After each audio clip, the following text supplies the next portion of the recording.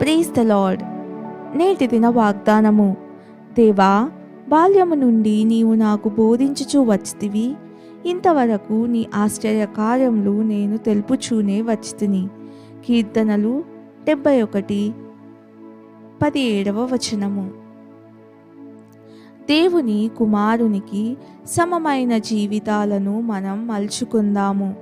ప్రార్థనలోను, కనికరం చూపుటలోను, ప్రేమలోను, తగ్గించుకొనుటలోను, సేవలోను, పరిశుద్ధతలోను, అన్నిటిలోనూ ఆయనను అనుకరిద్దాం.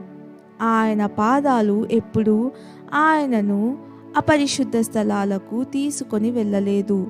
ఆయన నిస్సారమైన పలుకులు ఎప్పుడూ పలుకలేదు.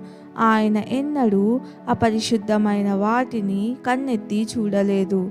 ఆయన ఎన్నడూ శోధనలకు లొంగలేదు. కనుక ఆ దైవ కుమారుని మనం ఆదర్శమూర్తిగా స్వీకరిద్దాం.